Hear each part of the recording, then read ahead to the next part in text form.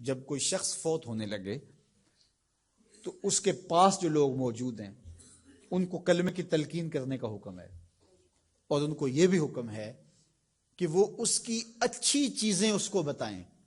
جب کوئی بندہ بوڑھا ہو جائے نا اور وہ بس اب جانے والا ہے اس دنیا سے، تو اس کی زندگی کی برائیاں اس کو یاد نہ دلائیں، اس نے جو اچھے کام زندگی میں کیے اس کو یاد دلائیں، تاکہ اس کے ذہن کی سکرین پر وہ چیزیں آنا شروع ہو جائیں، وہ اللہ سے حسن ظن اور امید کو مضبوط کرنے لگے کہ شکر ہے میرے اللہ نے مجھ سے یہ کام بھی لیا، میں نے مسجد بنائی، میں نے دارالعلوم بنایا، میں نے یتاما و مساکین کی مدد کی، میں نے غرباء کے سر پہ ہاتھ رکھا، میں نے رشتہ داریوں کو نبھایا، میں نے یہ کیا وہ کیا۔ اس کے اچھائی والے کام اس کے سامنے رکھے جائیں تاکہ اللہ سے اس کو امید حسن ظن غالب ہو جائے، کیونکہ اب وہ گناہ تو کر ہی نہیں سکتا، تو اب اس کی امید غالب کی جائے، ایسی باتیں سنائی جائے۔ میرے حضور نے فرمایا جس شخص کے مرنے کے بعد اس کو 4 گواہ مل گئے اچھائی کے، لوگوں نے کہا یہ بڑا اچھا آدمی تھا، صرف 4 گواہ مل گئے، تو فرمایا کہ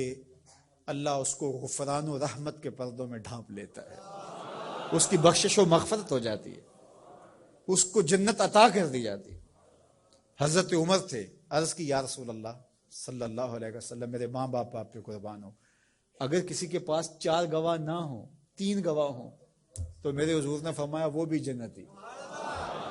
حضرت عمر بولے حضور اگر کسی کے پاس 3 بھی نہ ہوئے، 2 ہوئے، میرے حضور نے فرمایا وہ بھی بخشا گیا۔ حضرت عمر کہتے ہیں ایک کے بارے میں نے پوچھا نہیں، حضور نے بتایا نہیں، اگر پوچھ لیتے تو شاید حضور بتا دیتے کہ ایک والے کا بھی کام بن گیا۔ تو یار جس کو صرف 2 گواہ مل گئے مرنے کے بعد، لوگوں نے کہا بندہ بڑا نیک تھا، نمازی تھا، ظلم نہیں کرتا تھا، زیادتی نہیں کرتا تھا، صرف 2 گواہ مل گئے، اس کی بخشش۔ لیکن وہاں کچہریوں والے گواہ نہیں چلیں گے، گواہ سچے ہوں گے، اللہ کے ہاں جھوٹے گواہ، وہ چاہے 2 ہی مل گئے، 50 سال 60 سال 70 سال کی زندگی میں 2 گواہ اچھے مل گئے اس کی اچھائی کے، وہ جنتی ہے۔ اللہ اکبر۔ اور کئی ایسے لوگ ہوتے ہیں جن بیچاروں کو گواہ ہی نہیں ملتا، جو کسی وجہ سے گواہی دے بھی رہے ہوتے ہیں، وہ بھی کہتے ہیں چلو ساڈے نال تے چنگا ہی سی۔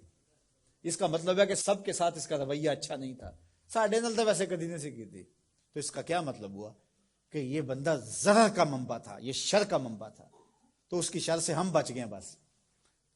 تو ایسا نہ ہو کہ تمہارے بعد لوگ گواہی بھی اگر دینا چاہیں تو لفظ تراشنے لگیں کہ اگر میں نے اچھا کہہ دیا تو سارے لوگ میری جانب دیکھیں گے کیا کہہ رہے ہو۔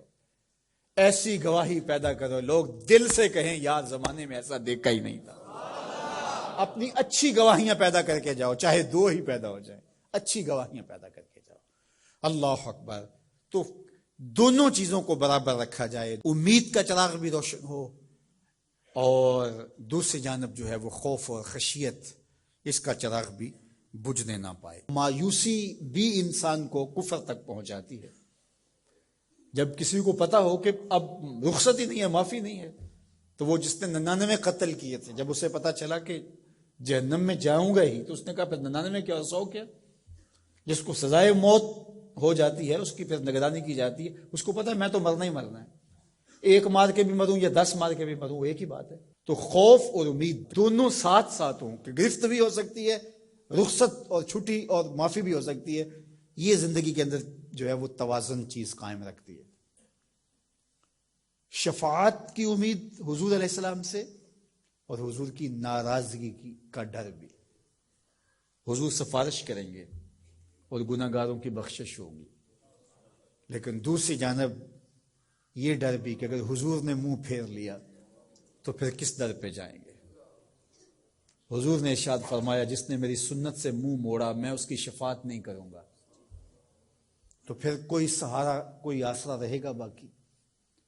تو امید کا چراغ بھی روشن رہے، خوف بھی رہے، شفاعت کی امید بھی رہے، لیکن حضور کی ناراضگی کا ڈر بھی رہے، تو زندگی بھر جوانی میں بالخصوص خشیت غالب ہو اور آخری لمحات کے اندر امید غالب ہو۔